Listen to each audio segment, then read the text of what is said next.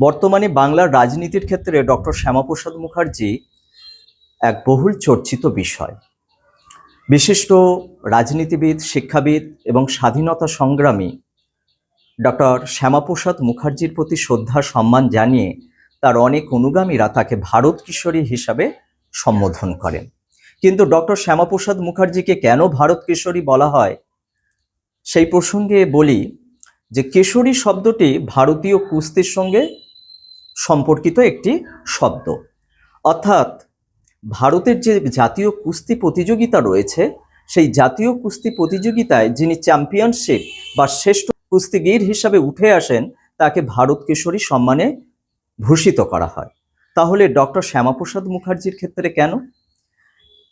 তো এখানে বলি যে কেশরী শব্দটির আক্ষরিক অর্থ হলো সিংহ। ভারত কেশরী বলতে যেটা বোঝায় যে ভারতের সিংহ বা ভারতবর্ষের বীর সন্তান।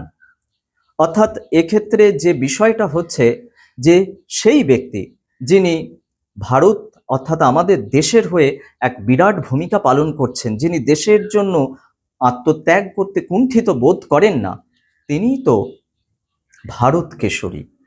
অর্থাৎ তাকে ভারত কেশরী হিসাবে ভূষিত করা যায়।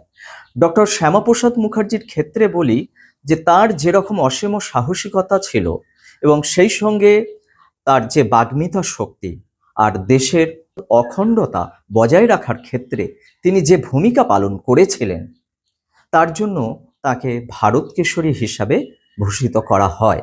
আরও একটি বিষয় হচ্ছে তিনি পার্লামেন্টে যেভাবে গর্জে উঠতেন, যার জন্য তাকে বলা হতো যে পার্লামেন্টের সিংহ।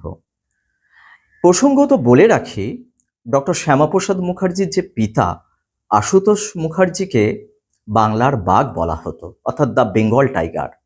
আর তারই সুযোগ্য পুত্র ডক্টর শ্যামাপ্রসাদ মুখার্জি বোধহয় উত্তরাধিকার সূত্রে তার পিতার সিংহসম হৃদয়টি পেয়েছিলেন। তো এই বিষয়টি আমি আপনাদের সঙ্গে আজকে শেয়ার করলাম। আপনাদের যদি ভালো লেগে থাকে তাহলে কমেন্টে অবশ্যই মতামত জানাবেন এবং সেই সঙ্গে শেয়ার করবেন। আর আপনারা ভালো থাকবেন। নমস্কার।